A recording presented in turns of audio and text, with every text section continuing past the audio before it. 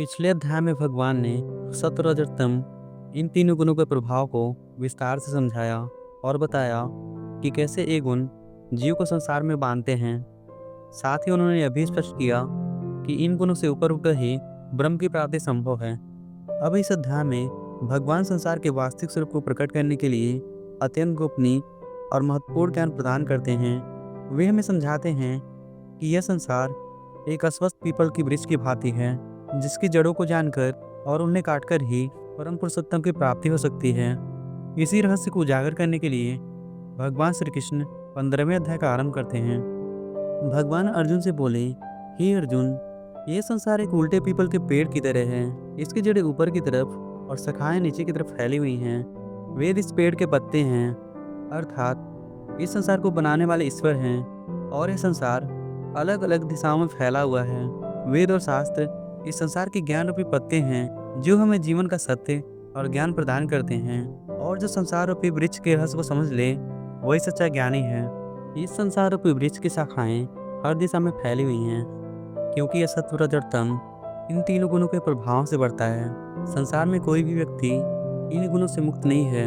जब तक मनुष्य का संसार से थोड़ा भी संबंध रहेगा, तब तक यह वृक्ष बढ़ता रहेगा। इसलिए यदि हमें संसार रूपी बंधन से मुक्त होना है, तो हमें इन तीनों गुणों से परे जाना होगा। जिस प्रकार एक पेड़ की जड़ से तना, तने से शाखाएं, शाखाओं से कोपलें निकलती हैं और फिर उन्हीं कोपलों से आगे नई शाखाएं बढ़ती हैं, ठीक उसी तरह इस संसार में इच्छाएं और विषयों का चिंतन कोपलों की तरह होता है, जो हर दिशा में फैलता है। इसकी जड़ें कर्मों के बंधन के कारण मनुष्य लोक में गहराई तक जमी हुई हैं, जिससे जीव बार बार जन्म और मृत्यु के चक्र में फंसता रहता है। जब तक मनुष्य कर्मों में उलझा रहेगा, तब तक यह संसार रूपी वृक्ष उसे जकड़े रहेगा।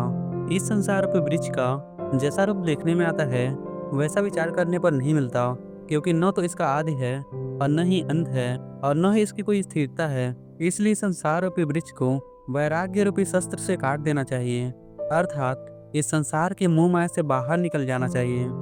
उसके बाद उस परमात्मा की खोज करनी चाहिए, जिसको प्राप्त कर लेने के बाद मनुष्य फिर से लौटकर संसार में नहीं आते। और जिस परमेश्वर से इस संसार का विस्तार हुआ है, उसी आदि पुरुष नारायण के मैं शरण में हूँ। इस प्रकार दृढ़ निश्चय करके परमेश्वर को मन में धारण करना चाहिए। जो मान और मोह से रहित हो गए हैं, जिन्होंने आसक्ति से होने वाले दोषों को जीत लिया है और हमेशा परमात्मा में लगे हुए हैं, जो संपूर्ण कामनाओं का त्याग कर दिए हैं, जो सुख और दुख में एक समान आचरण करते हैं, ऐसे भक्त परमात्मा को प्राप्त कर लेते हैं। उस परमेश्वर को न सूर्य, न चंद्र और न अग्नि ही प्रकाशित कर सकता है। और जिसको प्राप्त करने के बाद जीव फिर से लौटकर संसार में नहीं आता, वही मेरा परम धाम है। इस संसार में स्थित प्रत्येक जीवात्मा वास्तव में मेरा ही सनातन अंश है। लेकिन जब वह प्रकृति के प्रभाव में आता है, तो मन और इंद्रियों के वश में होकर संसार में सुख दुख का अनुभव करता है। यह जीवात्मा अपने असली स्वरूप को भूलकर इंद्रियों के आकर्षण में फंस जाता है और संसार में विभिन्न प्रकार की कष्टों का सामना करता है। जैसे हवा सुगंध को अपने साथ बहाकर ले जाती है, वैसे ही आत्मा पुराने शरीर को छोड़ते समय मन और इंद्रियों के प्रभाव को लेकर नए शरीर में प्रवेश करती है। यही कारण है कि व्यक्ति अपने पिछले जन्मों की आदतें, इच्छाएं और प्रवृत्तियां अपने नए जन्म में भी लेकर आता है। यह जीवात्मा मन का आश्रय लेकर ही कान, आँख, जीभ, नाक और त्वचा के माध्यम से विषयों का सेवन करता है। आत्मा के इस शरीर में आने, इसमें रहते हुए भोग करने और इसे त्याग कर जाने की प्रक्रिया को साधारण लोग नहीं समझ पाते, क्योंकि उनकी दृष्टि केवल भौतिक शरीर तक सीमित होती है। लेकिन जो ज्ञानी होते हैं, वे आत्मा के इस रहस्य को समझते हैं और यह जानते हैं कि आत्मा अमर और अनंत है। आत्मा का वास्तविक स्वरूप समझने के लिए योग और आत्मचिंतन आवश्यक है। जो लोग संयम, ध्यान और भक्ति के मार्ग पर चलते हैं, वे आत्मा के अस्तित्व का अनुभव कर सकते हैं। लेकिन जिसके अंदर संयम नहीं होता, भोग विलास में डूबे रहते हैं और भौतिकवादी सोच वाले होते हैं, वे इसे नहीं समझ पाते, चाहे वे कितनी भी कोशिश कर लें। सूर्य में जो तेज है, जो पूरे संसार को प्रकाश देता है, वही तो चंद्रमा और अग्नि में भी है।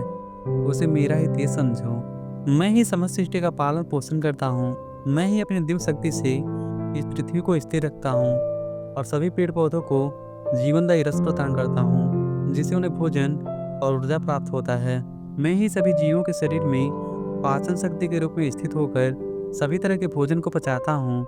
मैं ही सभी जीवों के हृदय में निवास करता हूँ और उनकी बुद्धि को संचालित करता हूँ। याद रखने की शक्ति, भूलने की शक्ति और सत्य को समझने की शक्ति, ये तीनों शक्तियाँ मुझसे उत्पन्न होता है। समस्त वेदों का लक्ष्य मैं ही हूँ। मैं ही वेदांत का रचयिता और वेदों को जानने वाला हूँ। इस संसार में क्षर और अक्षर दो प्रकार के जीव होते हैं। क्षर का मतलब है नाशवान और अक्षर का मतलब है अविनाशी। क्षर वे जीव हैं जो जन्म मरण के चक्कर में पड़े हैं और अक्षर वे हैं जो जन्म मरण के चक्कर से मुक्त हैं। लेकिन जो क्षर अक्षर इन दोनों से परे हैं वह है परमात्मा, जिसे उत्तम पुरुष कहा गया है, जो तीनों लोकों में व्याप्त हैं, सबका पालन पोषण करने वाले अविनाशी और परम ईश्वर हैं।